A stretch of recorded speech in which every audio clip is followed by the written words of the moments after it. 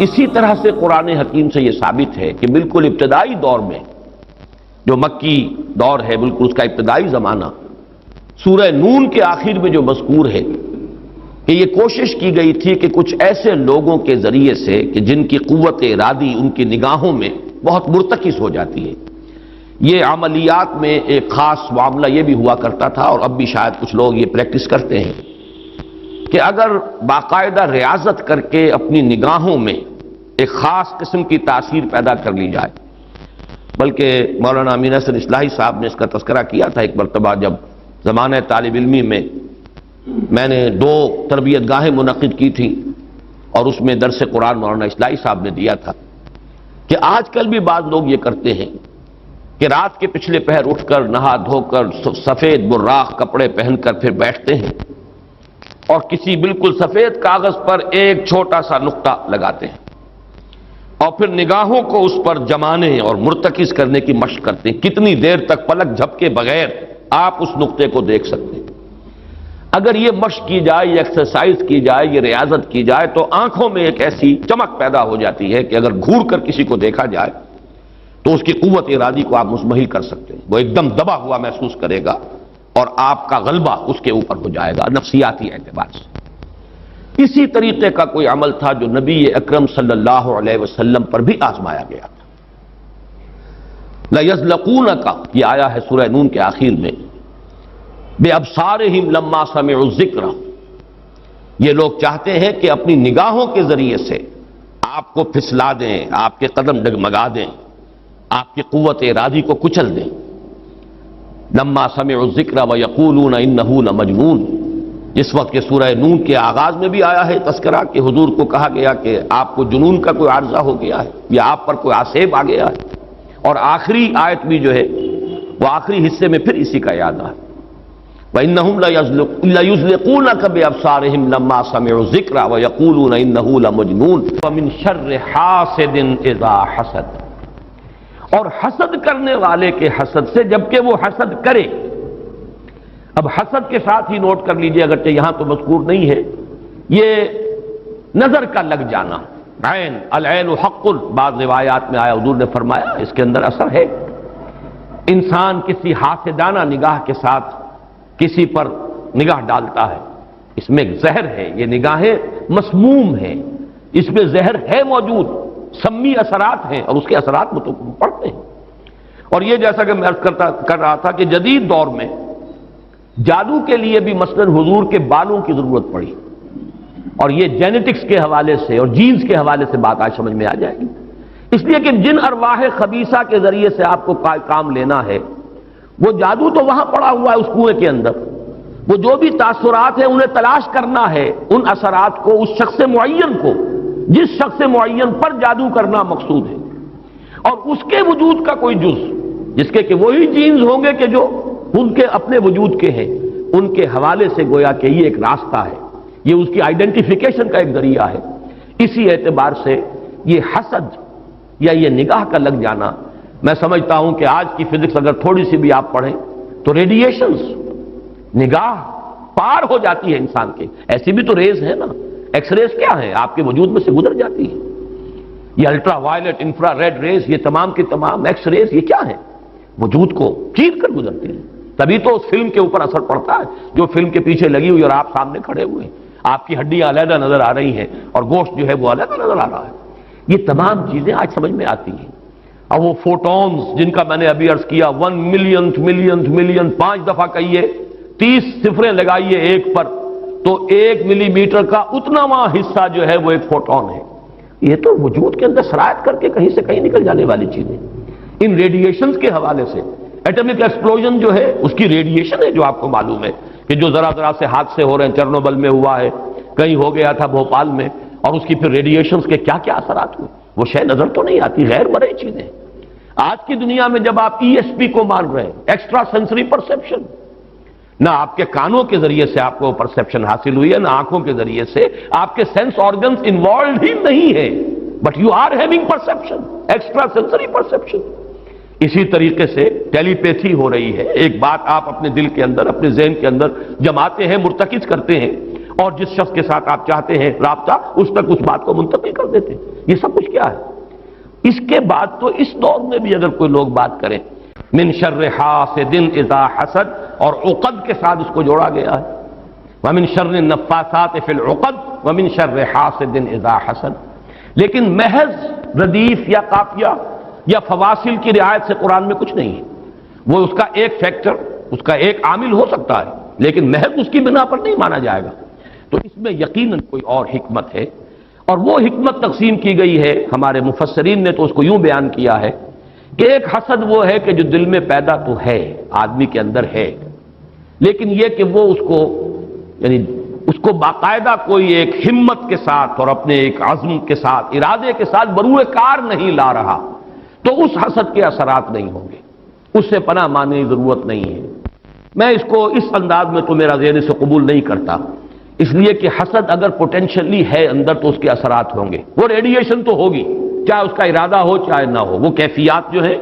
وہ اس کے سانس سے، اس کی آنکھ سے، اس کے وجود سے، وہ اندر اگر زہر گھل گیا ہے تو اس کے وجود سے نکلنے والی ساری شعاعیں جو ہیں ان کے اندر وہ اثر موجود ہوگا، وہ مسموم ہوں گی، زہر ان میں ملا ہوا ہوگا، اس کے اثرات ہوں گے۔ البتہ یہ کہ اس کے دو درجے ہم قائم کر سکتے ہیں، اور وہ یہ کہ ایک ہے غیر شعوری حسد، ابھی آپ کو اندازہ نہیں ہے، اندر ہی اندر کھچڑی پک رہی ہے، وہ اور بات ہے، لیکن جب یہ اس درجے کو پہنچ جائے کہ شعور کی سطح پر آ جائے، آپ کسی کی برائی چاہنے لگیں بالفعل، آپ چاہیں کہ اس کے اندر اگر یہ فضیلت کی بات ہے تو یہ سلب ہو جائے، اس کو پاس اگر یہ نعمت ہے تو یہ نعمت اس سے چھن جائے، مجھے مل جائے، یہی ہے اصل میں جس کو غبطہ اور حسد کا فرق کہا جاتا ہے۔ اور ایک جگہ پر حضور نے ایک حدیث میں لفظ حسد استعمال کیا ہے، لیکن مراد اس سے غبطہ ہے۔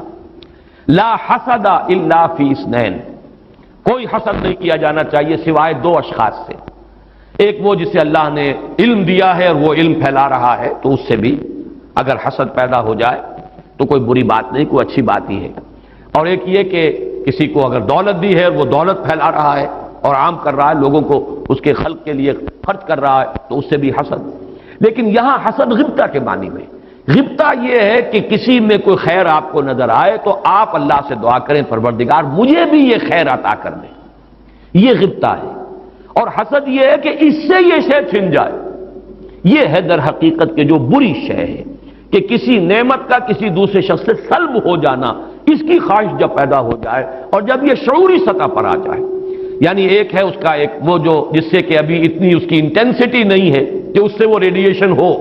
اس کی انٹینسٹی اس وقت ہوگی جبکہ وہ شعور کی سطح پر آ گئی اور انسان جو ہے جل رہا ہے حسد کی آگ میں اور چاہتا ہے کہ یہ نعمت اس سے سلب ہو جائے، یہ فضیلت جو ہے اس سے چھن جائے، تو یہ شے وہ ہے یقیناً کہ اس کے اثرات، اس کو میں اس وقت جدید فزکس کی اصطلاح میں ریڈیشن کے ذریعے سے اس میں لفظ واضح کر رہا ہوں، اس کے اثرات ممتد ہوتے ہیں، اور اس کے شر سے بھی پناہ مانگنے کی یہاں ہمیں تلقین کی گئی۔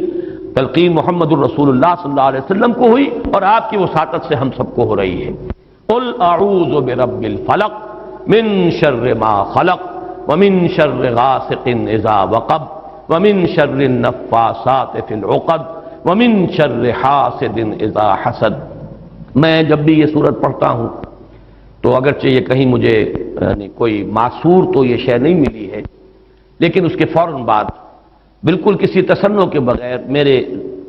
یہ الفاظ بھی زبان پر آ جاتے ہیں، اللہم انی اعوذ بک یا رب الفلق من شر ما خلقت ومن شر غاسق اذا وقب ومن شر النفاثات فی العقد ومن شر حاسد اذا حسد۔ اسی طرح قل اعوذ برب الناس ملک الناس، تو وہاں بھی اللہم انی اعوذ بک یا ربی و رب الناس و یا الہی و الہ الناس و یا ملکی و ملک الناس۔ تو اس طریقے سے گویا کہ اس لفظ قل کیونکہ یہ فعل امر ہے، حکم ہے،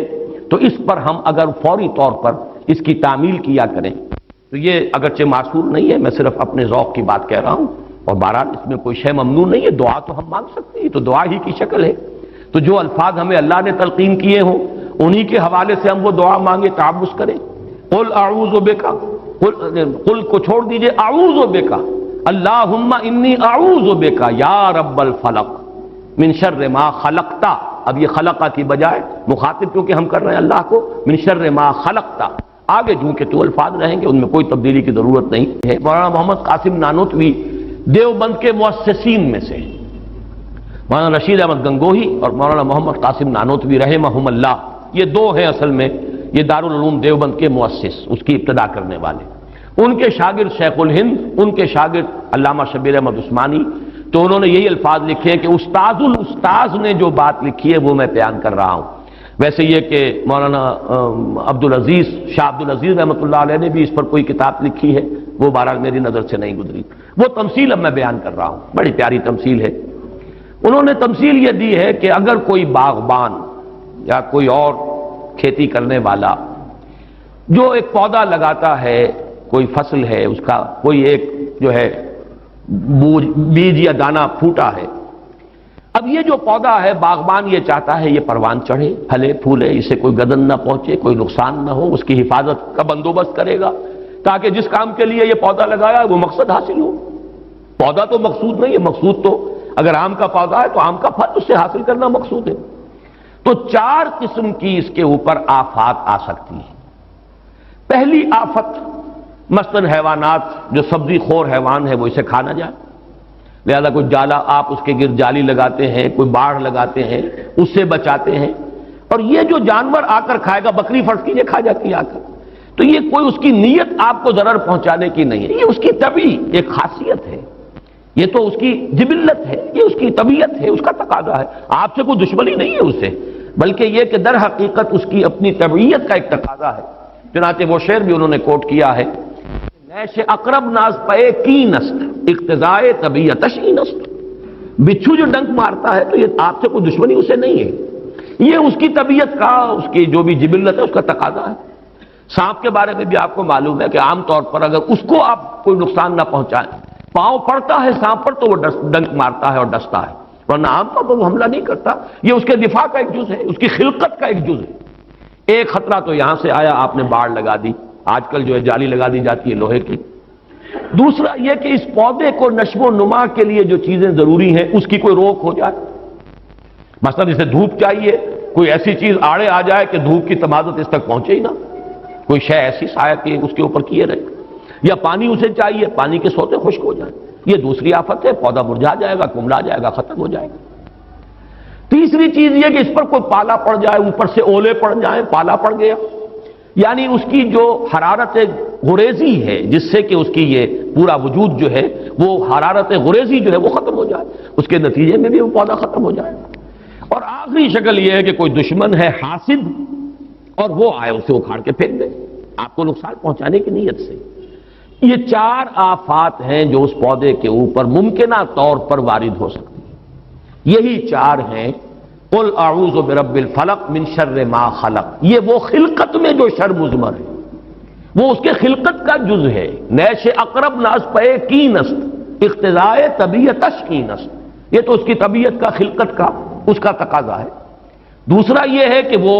سورج ڈوب گیا، غروب ہو گیا، یا جیسے میں نے کہا تھا حیات معنوی یا حیات مادی کے لیے جو اسباب ضروری ہیں ان میں سے کسی کا سلسلہ منقطع ہو گیا، یہ ہے وَإِذْ شَرِّ غَاسِقٍ إِذَا وَقَبَ.